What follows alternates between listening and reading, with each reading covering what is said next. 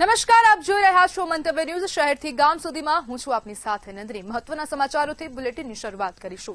દેશની આઝાદી કોઈ સામાન્ય ઘટના નહોતી, પણ તે સદીઓની ગુલામી સામે લાખો વીરોના લોહીથી લખાયેલી મહાન ક્રાંતિ હતી.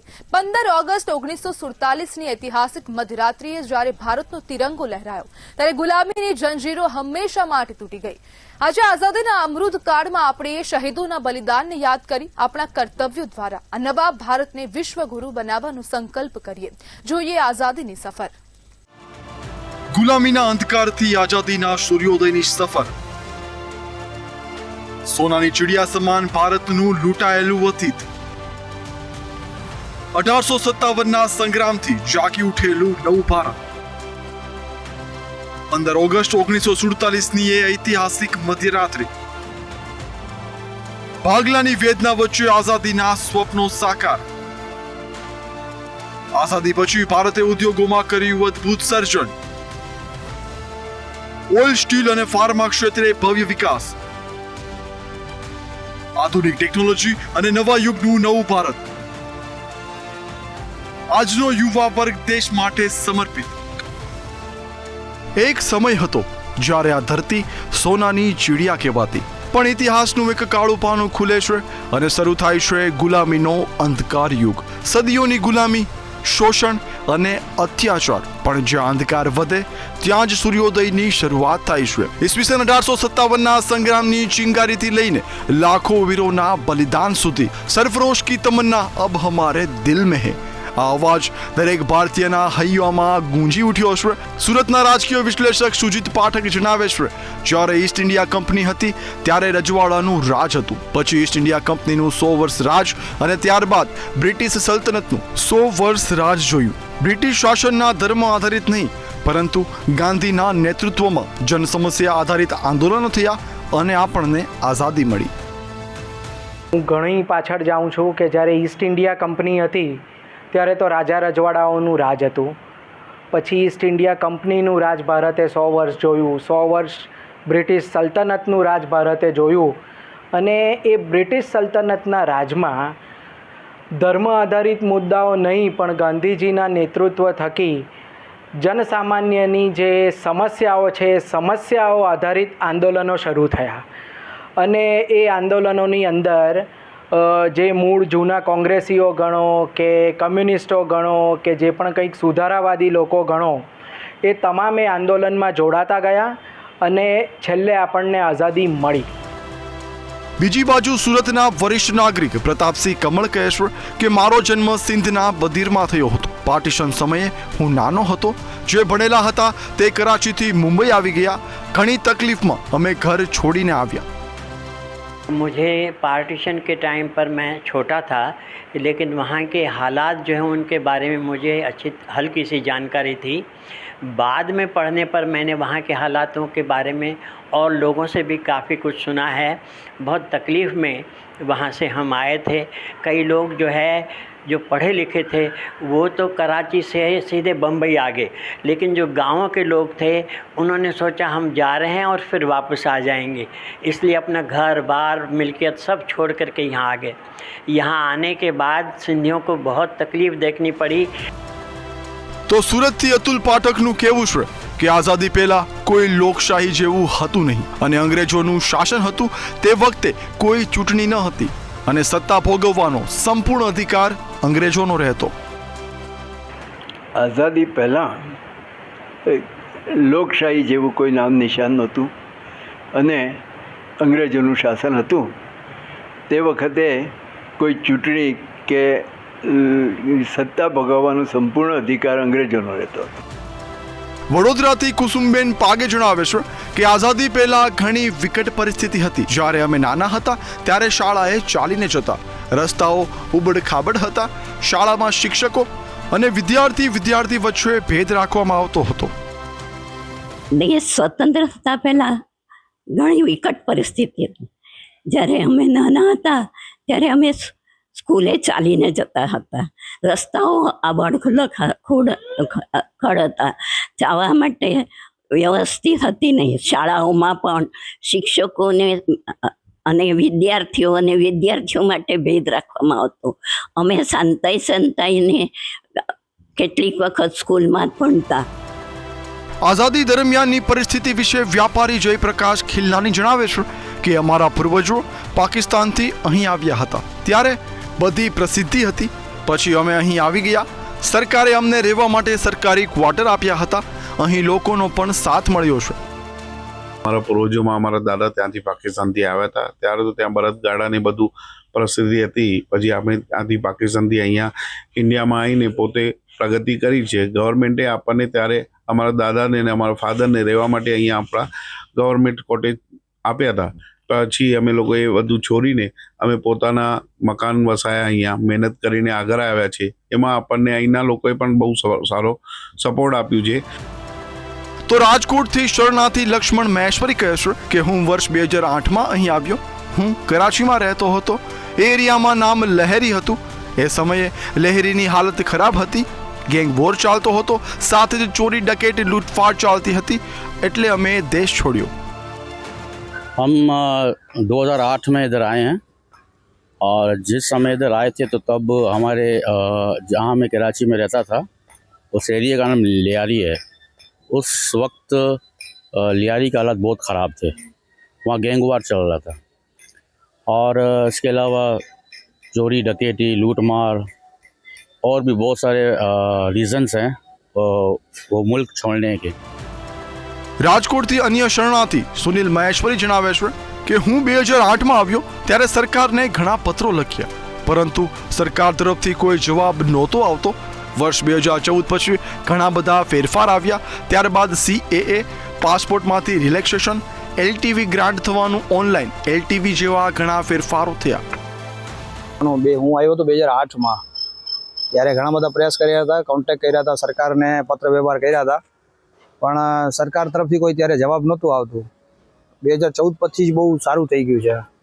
અને ત્યાર પછી જે CAની facility plus passport relaxation, LTV grant થવાનું, ઓનલાઈન LTV ચાલુ થવાનું, એ ઘણા બધા સારા છે ને એમાં ફેરફાર થયા અને નાગરિકતાનું પ્રોસેસ પણ બહુ સારું થઈ ગયું.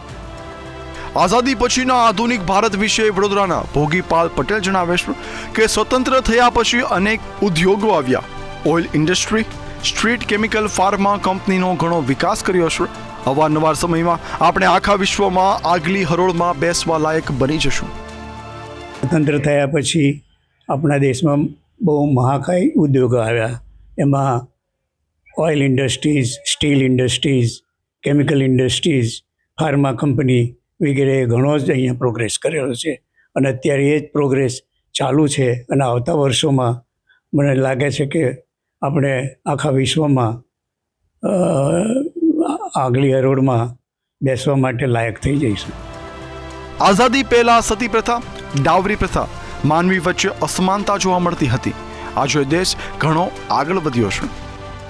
હ્યુમન ડેવલપમેન્ટ આપણે સ્વતંત્રતા પહેલાં જોવા જઈએ તો ખૂબ જ ઓછી હતી, જેમ કે સતી સિસ્ટમ છે, દોરી સિસ્ટમ છે. તો આ બધાના પ્રેક્ટિસિસ થતી હતી. ઇનઇક્વાલિટી જે હતી મેલ અને ફિમેલના વચ્ચે, તો એ આજના સમયમાં એટલે સ્વતંત્રતા ભારતમાં, વિકસિત ભારતમાં આપણને જોવા મળે છે. રાજકોટથી સંજય દેસાણી જણાવે છે કે પહેલા આપણા હાથમાં લગામ ન હતી. અત્યારે આપણે જે ઈચ્છીએ તે કરી શકીએ છીએ. નિયમોને રહીને કરી શકીએ છીએ. ટેકનોલોજીમાં પણ આપણે આગળ છીએ. સર, ત્યારે તો કારણ કે આપણા હાથમાં લગામ હતી જ નહીં. જે કાંઈ પણ કરે બીજા લોકોને કરવાનું હતું. અને અત્યારે આપણે સ્વતંત્ર છીએ. આપણે જે ઈચ્છીએ, જે ધારીએ તે આપણા દેશની અંદર આપણી ઈચ્છા પ્રમાણે નિયમોમાં રહીને કરી શકીએ છીએ. ઘણો બધો ફરક છે ટેકનોલોજીમાં અને બધી રીતે. હવે નવા બ્લડમાં, યંગસ્ટર્સમાં નવો ઉત્સાહ જોવા મળે છે. દેશ માટે કંઈક કરી છૂટવાની ભાવના જોવા મળે છે.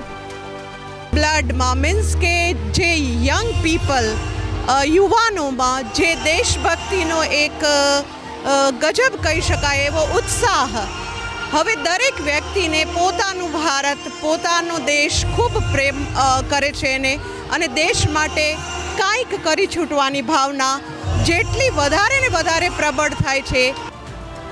આધુનિક ભારત વિશે જેનઝી નિવા દુધરેજિયા કહે છે કે પહેલા આપણી ઉપર ટેક્સ સહિતનો ઘણો બધો ભાર હતો. આજે આપણો આત્મવિશ્વાસ વધ્યો છે. પહેલાંનું જે ભારત હતું એમાં જે ઇકોનોમિકલી ગ્રોથ હતો ને એ ઓછો હતો, એગ્રીકલ્ચરમાં પણ થોડોક વાંધો હતો, અને આપણે જે બ્રિટિશ રૂલની અંદર આવતા હતા ત્યારે આપણે આપણી રીતે કાંઈ નહોતા કરી શકતા, અને ઉપરથી આપણા ઉપર ઘણા બધા ઓલા જે આમ બર્ડન્સ આવી ગયા હતા કે ટેક્સ ભરવાના કે એવી રીતે બધાય. અને અત્યારે આપણે જોઈએ તો આપણે ખુદની ઉપર આમ કોન્ફિડન્ટ છીએ અત્યારે કે આપણી પાસે બધી વસ્તુ છે. જ્યારે યુવા વેદાંશી જાની કહે છે, આઝાદી પહેલા જે ભારત હતું ત્યારે અંગ્રેજો આપણને માણસ માનતા જ ન હતા, આપણો ગુલામ તરીકે ઉપયોગ થતો હતો. પહેલાં જે ભારત હતું એ એકદમ ગુલામી તરીકે હતું કે જે બધા અંગ્રેજો હતા એ એકદમ આપણે માણસ છીએ કે નહીં એ જાણતા જ નહોતા. એ લોકો જ છે જે છે એ લોકો જ છે, આપણને કંઈ માનતા જ નહોતા, અને ખાલી ગુલામ તરીકે એ લોકો આપણને યુઝ કરતા હતા. સુરતથી હર્ષિતા થાવરાની જણાવે છે કે આજે અમને અમારા પેરેન્ટ્સ દરેક બાબતમાં ફ્રીડમ આપે છે. આપણે પણ આપણા સમાજને, દેશને આગળ વધારવો જોઈએ. અમે લોકોને હમણાં અમારા પેરેન્ટ્સ આટલું બધું સપોર્ટ કરે છે, બધી બાબતોમાં એ લોકો અમને ફ્રીડમ આપે છે, એટલું કોન્ફિડન્સ આવે છે કે ના અમને જે કરવું હોય એ લોકો અમને ના નથી પાડતા કે ના તમને કરવું હોય તમે કરો. જ્યારે રાજકોટના પાર્થરાજથી ચુડાસમા કહે છે, ભારત દેશની સેવા માટે મારે આર્મીમાં જવું છે અને સેવા કરવી છે. ભારત માટે અમે તો આર્મીમાં જવું છે એટલે એ રીતે તૈયારી કરશી, અને અપેક્ષા તમે કહો છો એ રીતે કે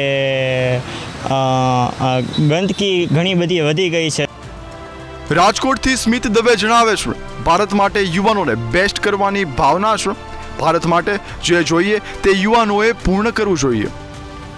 યુવાનોને અપેક્ષા એવી હોય છે કે પોતે જે ભારત માટે કરી શકે તો એના માટે જે બેસ્ટ કરી શકે તો એ અત્યારે ભારતના યુવાનોને કરવાની જરૂર છે કે ભારત માટે અગ્રણી થઈ અને ભારતનો એક શ્રેષ્ઠ યુવાન બનીને ભારતને જે જોઈએ છે ભારતને આગળ લઈ જવા માટે, વિકસિત બનાવવા માટે જે અપેક્ષા છે ભારતના યુવાનોને તે ભારતના યુવાનોને ફૂલફિલ કરવાની જરૂર છે અત્યારે. આજે આપણે એ વીરોના બલિદાન પર ઊભા છીએ જેમણે પોતાના પ્રાણ ન્યોછાવર કર્યા છે. હવે આપણી જવાબદારી છે કે આ ત્રિરંગાની શાન ક્યારેય ઝાંખી ન પડવા દઈએ. આવો આઝાદીના આ અમૃતકાળમાં સંકલ્પ કરીએ કે આપણે આપણા કર્તવ્યોથી આ નવા ભારતને વિશ્વ ગુરુ બનાવીશું. ભારત માતા કી જય, વંદે માતરમ.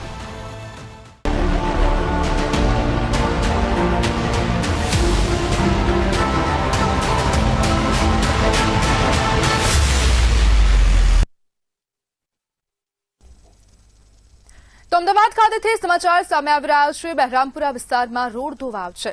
બેટમિક્સ નાખીને રોડ બનાવવામાં આવેલો રોડ હતો અને 2 માસ પહેલા જ આ રોડ બનાવવામાં આવ્યો હતો અને તેની હાલત ખરાબ થઈ છે. ખરાબ રસ્તાના લીધે લોકો હેરાન પરેશાન થઈ રહ્યા છે. વાહન ચાલકોના અકસ્માત પણ થઈ રહ્યા છે. કોર્પોરેશનના અધિકારીઓ ધ્યાન નથી આપી રહ્યા તેવા પ્રકારના આક્ષેપ પણ ઉઠવા પામ્યા.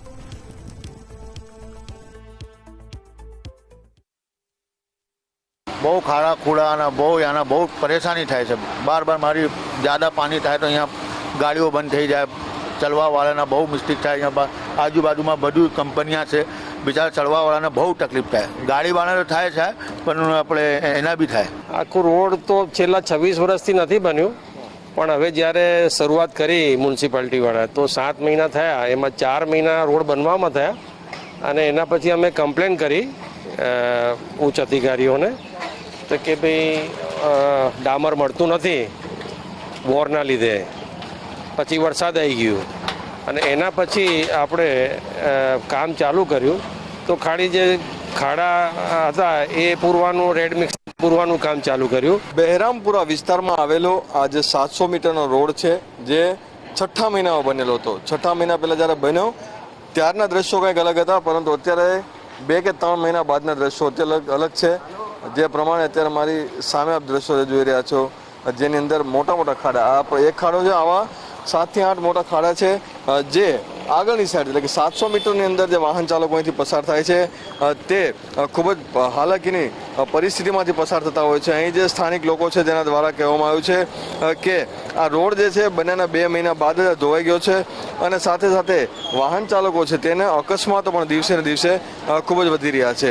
અકસ્માતોની સાથે સાથે લોકો જે છે તેના વાહનોનો ટાયર છે તે પણ ફાટી રહ્યા છે અને આ રીતે એક રોડ જે લાખો રૂપિયાના ખર્ચે, લાખો અને ખાસ કરીને લોકોના ટેક્સના પૈસે બનાવવામાં આવ્યો તેમ છતાં પણ આ પરિસ્થિતિમાં લોકો જીવવા માટે મજબૂર થઈ રહ્યા છે. એક તરફ અધિકારીઓ છે તે ફક્ત મોટી મોટી વાતો કરે છે, તો બીજી તરફ આજે સામાન્ય અને મધ્યમ વર્ગના જે લોકો છે તે આ ગંદકીની અંદર રહેવા માટે મજબૂર થઈ રહ્યા છે. ત્યારે રોડ ઝડપી બને તેવી માંગ પણ તેઓ કરી રહ્યા છે. કેમેરામેન રશ્મિન પટેલ સાથે મિહિર દુધરેજિયા, મંતવ્ય ન્યૂઝ, અમદાવાદ. તો અમદાવાદથી સમાચાર. સોશિયલ મીડિયા ગેંગ સામે સાયબર ક્રાઇમે પ્રહાર કર્યો. સાયબર રક્ષિકા હેઠળ વિશેષ કાર્યવાહી હાથ ધરવામાં આવી. એક મહિલા સહિત 8 આરોપીઓ ઝડપાયા. મહિલાઓના નામે ફેક પ્રોફાઇલ બનાવાતી હતી. ફેક પ્રોફાઇલથી મહિલાઓને હેરાન કરવામાં આવતી. અત્યાર સુધી 11 કેસો સામે આવ્યા હતા. મહિલાઓ પાસેથી પૈસાની ઉઘરાણીના કિસ્સા પણ સામે આવ્યા છે. 8 પીઆઈની સ્પેશિયલ ટીમ બનાવવામાં આવી.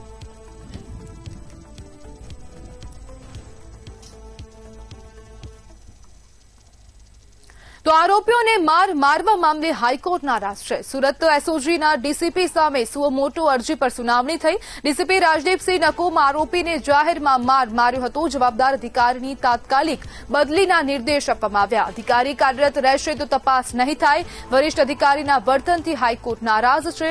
સમગ્ર ઘટના ડીજીપીના ધ્યાને આવી છે. સુરત પોલીસ કમિશનરને કાર્યવાહીનો આદેશ આપવામાં આવ્યો. ક્રાઇમ બ્રાન્ચના એડિશનલ કમિશનરને તપાસ સોંપવામાં આવી. રાજ્ય સરકારે 1 સપ્તાહનો સમય માંગ્યો.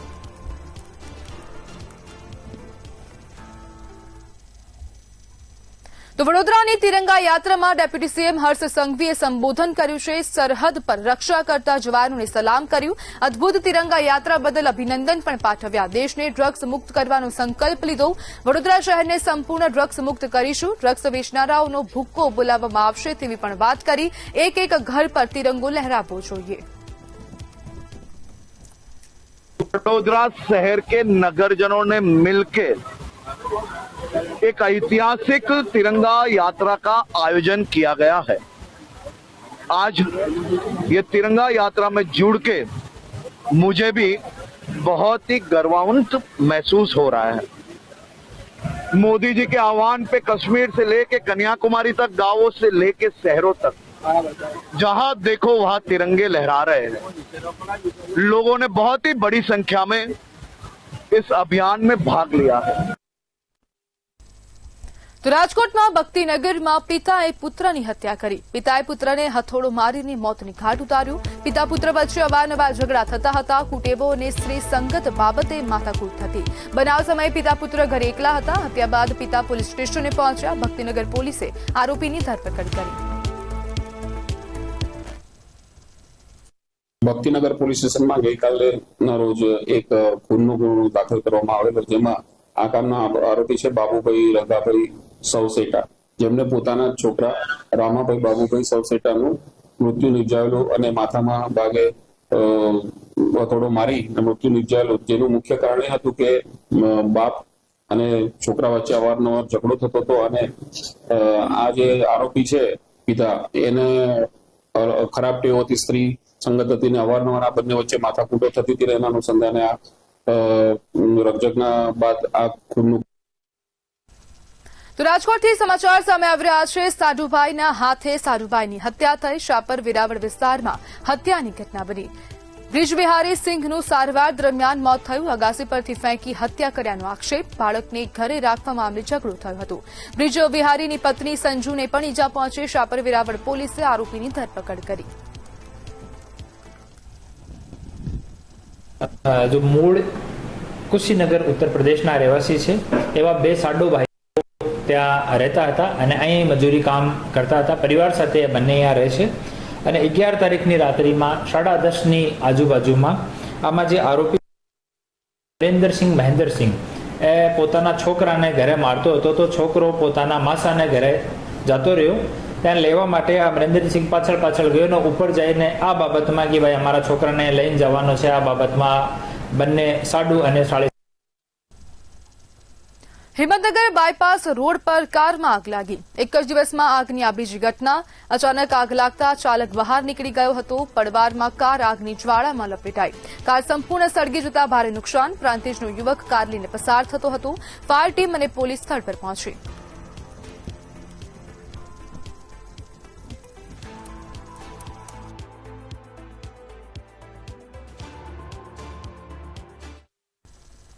તો તો સુરતથી સમાચાર તબીબી વિદ્યાર્થીના આપઘાત મામલે નિવેદન સામે આવ્યું. ડોક્ટર અનુજ મહેશ્વરીએ આક્ષેપોને પાયા વિહોણા ગણાવ્યા છે.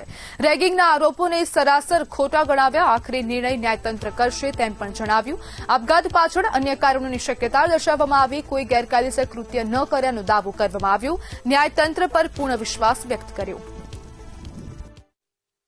सबसे पहले तो मैं ये बोलना चाहूंगा कि ये वर्ड ही हटा दीजिए आप, रैगिंग. ये रैगिंग का वर्ड ही गलत है. रैगिंग हुई नहीं है, बिल्कुल भी. रैगिंग का जो भी इल्जाम लगाया गया है वो सभी बेबुनियाद है. ये न्यायतंत्र डिसाइड करेगा कि रैगिंग हुई है कि नहीं हुई है, सही में रैगिंग हुई है कि नहीं हुई है. इंस्ट्रक्शंस देने को रैगिंग नहीं. સુરત શહેરની જેની સિવિલ હોસ્પિટલમાં થયેલા રેગિંગના મામલાને ખાસ કરીને વાત કરીએ જે અનુજ મહેશ્વરી ડૉક્ટર છે અને પોલીસ દ્વારા પૂછપરછ કરવા માટે લાવવામાં આવ્યું છે. ખાસ કરીને જોઈ શકાય છે ખટોદરા પોલીસ સ્ટેશનમાં જે અનુજ છે, જે ડૉક્ટર છે, રેગિંગ કરનાર, જે હાલ આરોપી માનવામાં આવ્યું છે તે એને પોલીસ દ્વારા અહીંયા લાવવામાં આવ્યું છે. ખાસ કરીને વાત કરીએ જે અંદર પૂછપરછ ચાલી રહ્યું છે. અનુજને કેવું છે કે અમે કોઈ રેગિંગ કર્યા નથી, અમે ખાલી એને કામ કરવા માટે ઇન્સ્ટ્રક્શન આપતા હતા, એટલે એનું રેગિંગ નહીં કહેવાય. ના, એમ પણ કીધું છે કે જેનું મૃત્યુ પામ્યું છે એના પર અમે દુઃખ વ્યક્ત કરીએ છીએ, પણ રેગિંગને જે શબ્દ છે એ ખોટી વાત છે, અમે કર્યું નથી. ખાસ કરીને વાત કરીએ જે અનુજ છે એ મીડિયાની નજરથી બચતો હતો, પણ ખાસ કરીને જ્યારે મીડિયા સવાલ કરે ત્યારે એમ કહે છે કે અમે કોઈ રેગિંગ કર્યું નથી. રેગિંગ જે શબ્દ છે એ ખોટી વાત છે. અમે એનું કોઈને કે નહીં કોઈને પણ અમે રેગિંગ કર્યું નથી. અને ખાસ કરીને વાત કરીએ જે અનુજ મહેશ્વરી છે એને ખટોદરા પોલીસ સ્ટેશન લાવવામાં આવ્યું છે અને હાલ એને પૂછપરછ ચાલે છે. ખાસ કરીને વાત કરીએ જે હિસાબે અનુજ મહેશ્વરી એ છે જે આરોપી જે હર્ષ પાંડો છે જેને રેગિંગ કર્યું હતું, તેના કારણે જે હર્ષ છે સુસાઇડ કર્યું હતું. એ મામલામાં જે સિવિલ પ્રશાસન છે તે રેગિંગને ફરિયાદ નોંધાયું હતું. તે ફરિયાદમાં હાલ જે અનુજ મહેશ્વરી છે એને પોલીસ ખટોદરા પોલીસ સ્ટેશન આવે છે ને પૂછપરછ કરી રહ્યું છે. કેમેરામેન સુએબ શેખ સાથે દીપક રામન, TV ન્યૂઝ, સુરત. અમદાવાદમાં યુથ કોંગ્રેસ દ્વારા કાલથી મહેનત કે હાથ બિલકુલ બેટર સિટીઝ અભિયાન શરૂ કરવામાં આવશે. અમદાવાદ સહિત ગુજરાતના 8 મુખ્ય શહેરોમાં કાર્યકર્તાઓ ડોર ટુ ડોર સર્વે કરી લોકોના સ્થાનિક પ્રશ્નો સાંભળશે. પ્રજાના પ્રશ્નો મહાનગરપાલિકામાં લેખિતમાં રજૂ કરી જવાબદાર અધિકારીઓ પાસેથી જવાબ અને બાહેદારી પણ માંગવામાં આવશે. કોંગ્રેસ મહેનત કે હાથ સાથે બેટર સિટીઝ એક અભિયાન ગુજરાત કોંગ્રેસ દ્વારા યુથ કોંગ્રેસ દ્વારા અહીંયા રજૂ કરવામાં આવી રહ્યું છે. ભારતીય યુથ કોંગ્રેસ દ્વારા ભારતના તમામ રાજ્યોની અંદર જે સ્માર્ટ અર્બન સિટી છે અને ભારતીય જનતા પાર્ટી ગણાવે છે એ તમામ અર્બન સિટીની અંદર આ કેમ્પેન લોન્ચ કરવામાં આવી રહ્યું છે. ગુજરાતની અંદર 8 શહેરોને આઈડેન્ટિફાઈ કરવામાં આવ્યા છે કે જ્યાં યુથ કોંગ્રેસના કાર્યકરો ગલીએ ગલીએ જશે, મોહલ્લે જશે અને જનતાના પ્રશ્નો સાંભળશે. એ જનતાના પ્રશ્નો ત્યાંના સ્થાનિક નગર નિગમ સામે લઈ જશે અને જનતાના તમામ પ્રશ્નોની લેખિત રજૂઆત કરી એ લેખિત જવાબ માંગશે કે તમારી જે બાહેધરી છે તેમાંથી તમે કેમ દૂર ભાગો છો. આપણે અમદાવાદની વાત કરીએ તો ગુજરાતનું સૌથી મોટું શહેર અમદાવાદ વિકસતું અને આધુનિકતાની ખાલી વાતો કરતું શહેર છે. ભાજપ સરકાર દ્વારા છેલ્લા 3 ટર્મથી 4 ટર્મથી 30 વર્ષથી ભારત સરકારની ટ્રિપલ એન્જિનની સરકાર બી છે અહીંયા. તો જ્યારે પણ વરસાદ પડે છે તો રોડ રસ્તા ઉપર પાણી ભરાઈ જાય છે, ટ્રાફિકની સમસ્યા ઊભી થાય છે, દુકાનોમાં પાણી જતું રહે છે અને લોકોને સમસ્યાઓ બહુ થાય છે. તો એના પછી શું થાય છે, અધિકારીઓ આવે છે, ફોટા પાડે છે, વિડીયો પાડે છે, નેતાઓને રસ્તા ઉપર આવવું પડે છે. તો સમાચારમાં હાલ બસ આટલું જ. વધુ માહિતી માટે જોતા રહો મંતવ્ય ન્યૂઝ. નમસ્કાર.